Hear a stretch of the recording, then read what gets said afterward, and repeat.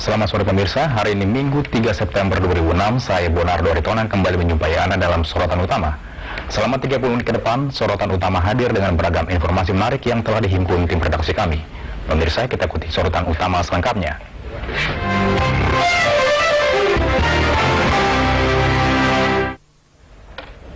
Luapan lumpur panas Lapindo masih saja belum teratasi, padahal hampir 100 hari musibah ini terjadi. Warga korban lumpur panas pun berunjuk rasa menuntut langkah nyata pemerintah dan PT Lapindo mengatasi tragedi lingkungan ini.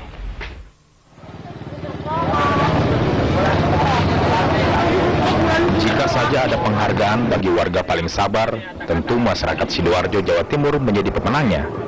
100 hari sudah mereka bernafas bersama lumpur panas Lapindo yang menghancurkan rumah, sawah, ladang, sekolah, bahkan perusahaan tempat mereka bekerja.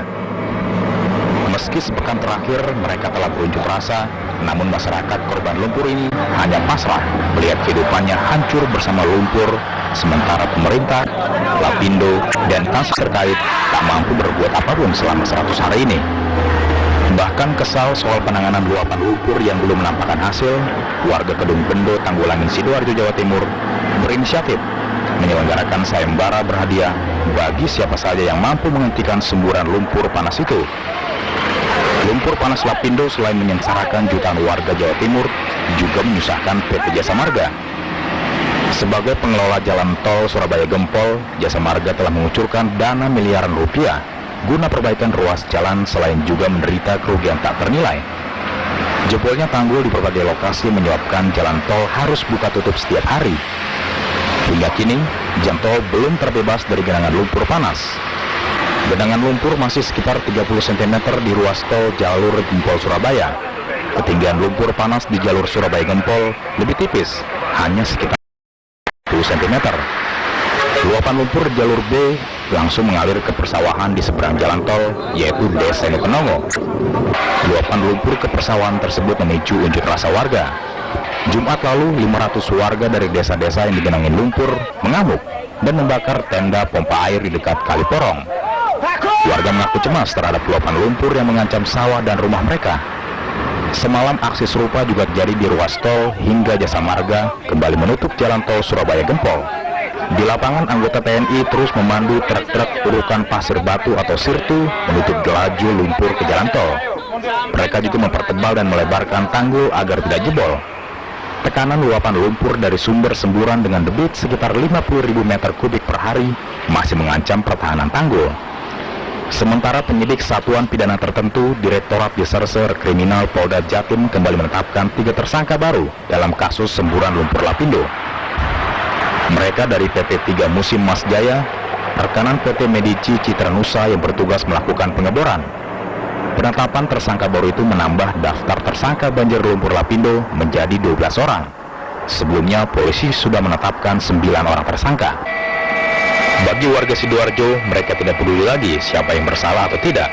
Mereka hanya ingin kedamaian hidup dikembalikan seperti sedia kala. Warga telah cukup sabar 100 hari bernafas bersama lumpur Lapindo. Tim Liputan, LaTV.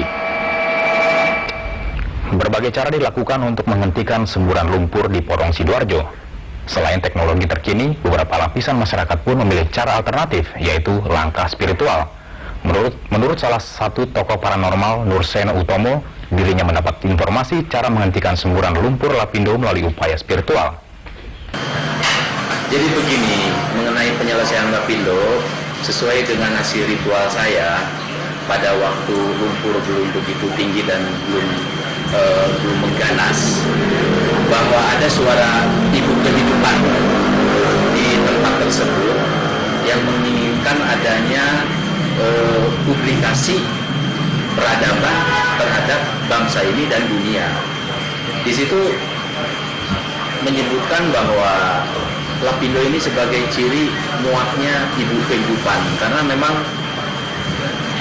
itu berbentuk mata air ya sebetulnya. Tapi kenapa lumpur kan?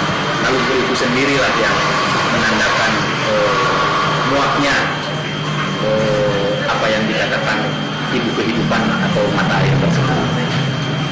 Saya sudah bilang memberikan statement kepada Wakil Bupati di sana, Pak Saifulillah, serta Bapak Wakapolres yaitu Bapak Amin Witarso, bahwa tolong sampaikan ke media atau kepada umum pesan-pesan dari ibu kehidupan itu yang intinya ingin ada perubahan peradaban di negara ini, di mana negara ini sudah tidak berbudi pekerti, diantaranya selalu mengedepankan emosi, demonstrasi, tidak dapat mensyukuri, dan juga tidak tahu diri di muka bumi ini. Apakah itu berupa eksploitasi yang berlebihan tanpa ada kebersamaan dengan situasi setempat dan lain sebagainya.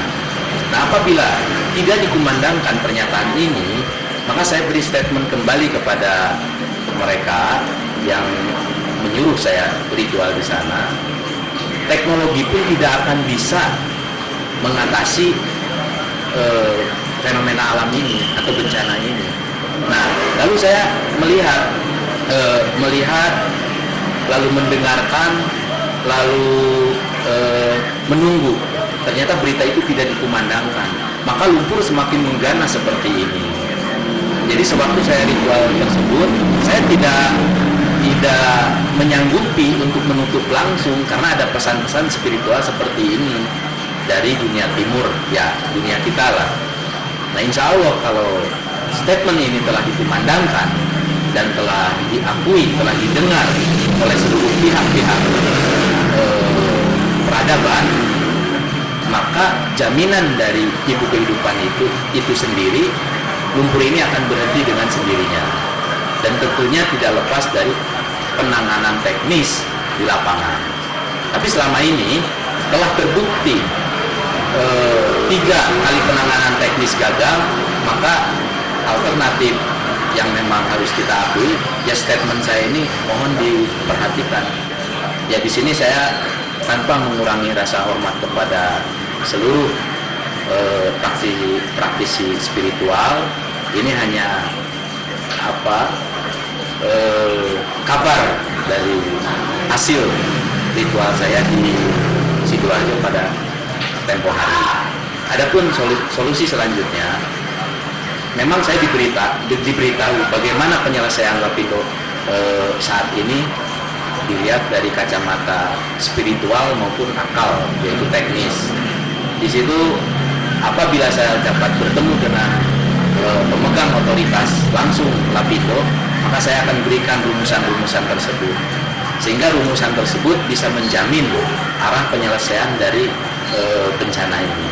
Yang kita tahu bencana ini sudah dalam tingkat mengerikan. Begitu mungkin sementara yang bisa saya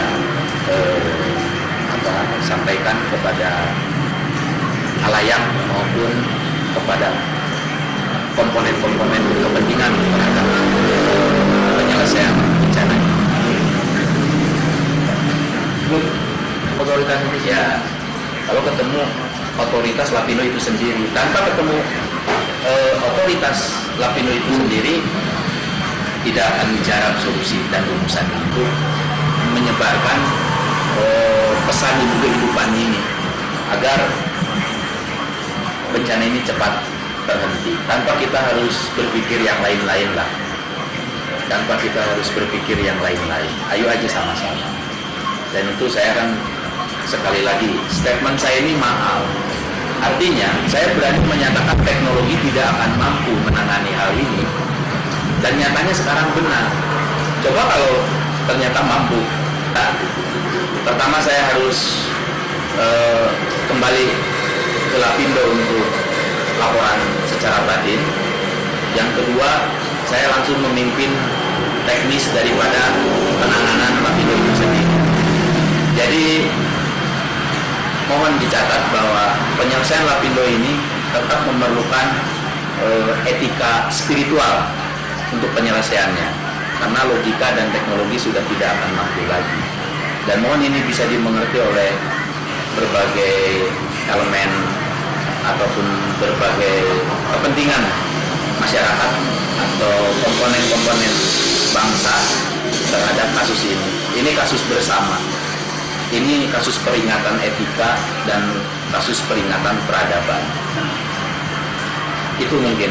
Jadi untuk sekali lagi saya tegaskan, kasus ini bisa diselesaikan tanpa saya mengurangi rasa hormat terhadap elemen-elemen lain yang telah mencoba menangani penyelesaian kasus Lapindo ini.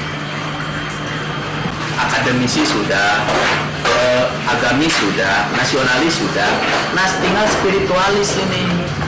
Yang jadi pemimpin di negeri ini harusnya orang spiritual. Ini yang dulu harusnya menurut saya dia harus dominasi spiritual lebih kuat ya. Karena ini sudah haknya.